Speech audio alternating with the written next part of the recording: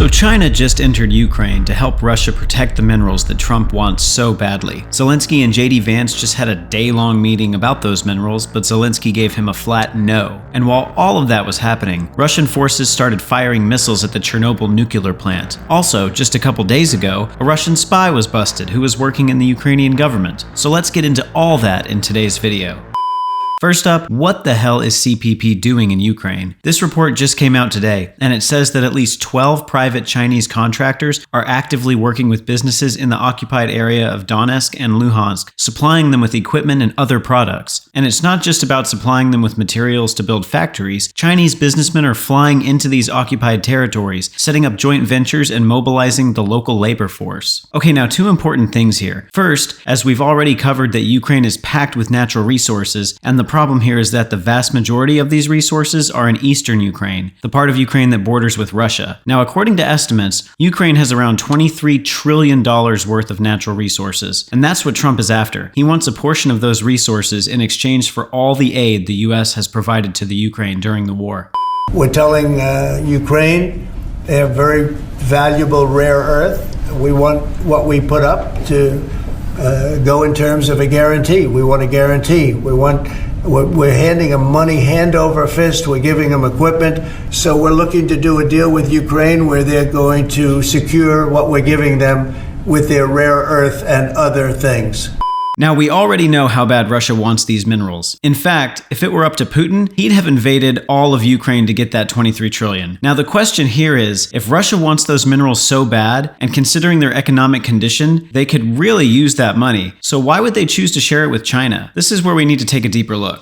Alright, so Russia doesn't have the same manufacturing power as China, and any manufacturing infrastructure that they have, they are using it to build war machinery like tanks, grenades, guns, missiles, because Putin needs all that stuff to fight Ukraine. And since Russia's manufacturing is all tied up there, they need China's help. The report later on says that some of these factories are already producing stuff that Russia is exporting to 5 major countries: China, Turkey, Belarus, Kazakhstan, and Syria. So for Russia, this is good news because money is flowing in. The Russian economy could really use that money. And the best part is Chinese companies are covering all the costs, so it's a win-win for Putin. So China is basically pumping billions of dollars into building these factories, and Russia is getting a percentage of whatever profit they make. Even if it's just 50%, Russia would be happy, because right now they need all the money in the world to fund this invasion. Now, the second benefit of involving China here is that China's involvement helps Russia keep control over the regions, because China will support Russia against US influence. Just think about it. On one hand, Trump is saying that the US should get 50% of all the Ukrainian minerals, since they provided Ukraine with billions of dollars in aid. And on the other hand, Russia feels like Trump wants something that's in Russian-controlled territory, and Putin is unsure how Trump will react if he doesn't get those minerals. So for Russia, to deal with that uncertainty, Putin teamed up with China, because having another superpower like China on their side is a smart move, especially if Chinese companies are building and owning factories in the regions. And because of this stake, China now promotes the narrative through diplomatic channels that whatever land Russia now controls in Ukraine should remain under Russia. Now, this is going to be interesting to see how these negotiations play out, because JD Vance said yesterday that some of the Ukrainian territories that Russia now controls, they would have to give it back. And that's why Putin is worried. He's constantly pushing China to build more factories in these regions, not just in Luhansk and Donetsk, which is already under Russia's control and has been so since 2014, but they want China to get involved in other areas too, which Russia invaded after 2022. So we'll see how these negotiations play out. Maybe Putin will actually have to give back some of the territories, but only time will tell. Now, another important reason everybody wants those territories is its rare metals. These metals kind of run the world. Anything from your iPhones to Kindles, even EV cars, all of them require rare metals. Now, the thing here is that China has a monopoly on these rare metals. China alone produces around 70% of the world's supply of rare metals. So that's a huge monopoly, and now Trump wants to break it. He's saying that Ukraine has a lot of rare metals and the US should get all of them. Now, China is also hyped up to get involved in Ukraine because if they somehow get access to those rare metals, they get to keep their monopoly rolling. Anyways, that's a pretty interesting storyline that we'll keep following. But now, let's talk about the meeting that took place in Munich between JD Vance and Zelensky. Now, mind you, this was the first high-level meeting between the Trump administration and Zelensky since President Trump took office. And here's what they have to say after the meeting.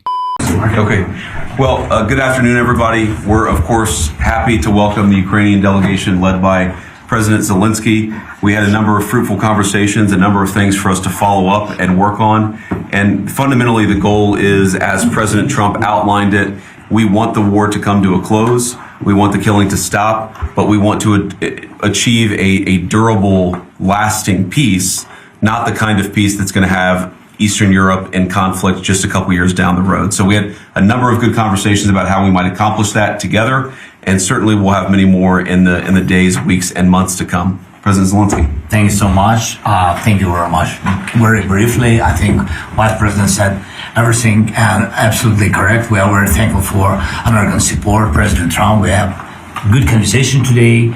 Our first meeting, not last, I'm sure, and really what we need to speak more, to work more, and to prepare the plan how to stop Putin and finish the war. We want peace very much, but we need real security guarantees, and we will continue our meetings and our work, and we will be very happy to see General Kalak also in Ukraine. If Ukraine is not ready to come to the table with Putin, if Ukraine is not ready to speak with Putin at the table, how do you move forward? Will you still negotiate? Well, look, I think the way that this conversation moves us forward is, first of all, you have great members of the Ukrainian delegation.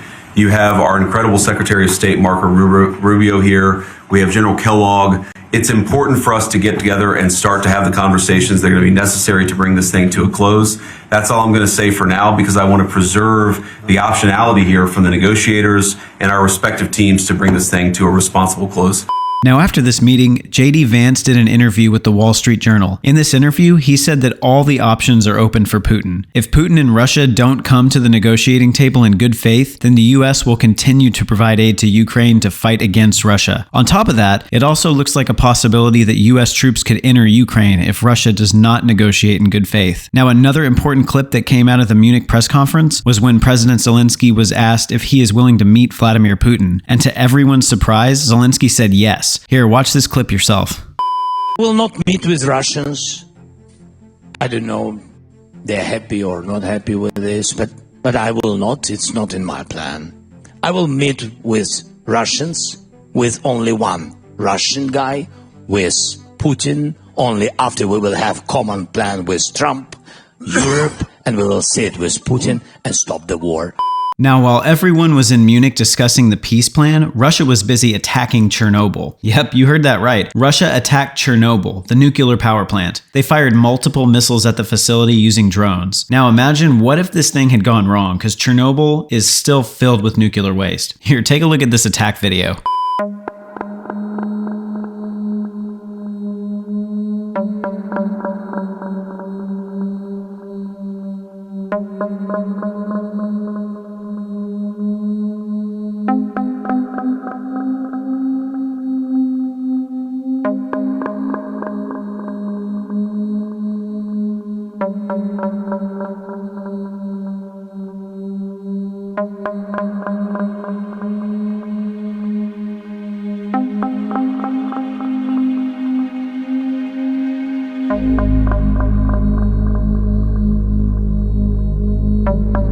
Anyways, moving on. So a couple days ago, Ukrainian agencies made a huge bust. They caught a Russian spy who was spying on senior Ukrainian government officials. The spy's name was Colonel Dmytro Kozhura. He was working as the chief of staff for the Anti-Terrorist Security Service of Ukraine. And according to Ukrainian agencies, he was recruited by FSB in 2018 in Vienna. And since then, he's been spying on Ukrainian officials. We also have a clip from the Ukrainian Secret Service explaining how they caught the spy and how they arrested him. Watch this.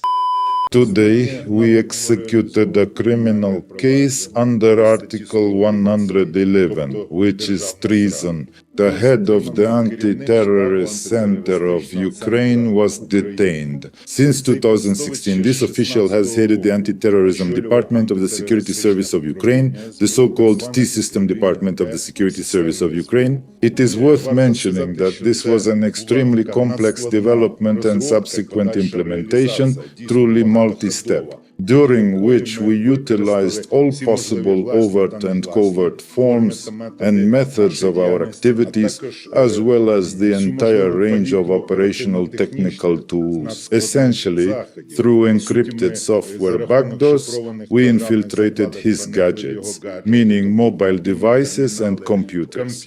We were constantly with him, conducted audio and video surveillance, and in the process, we managed to effectively document the collection and transmission of relevant information to the enemy.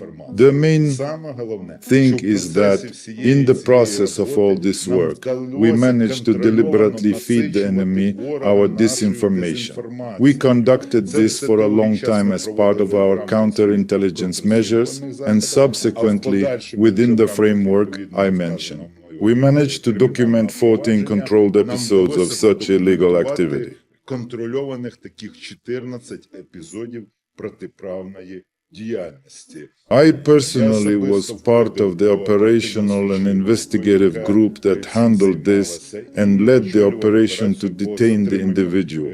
This scoundrel, all the stages, as well as today's realization of the arrest, all this I directly reported to our Commander-in-Chief, the President of Ukraine.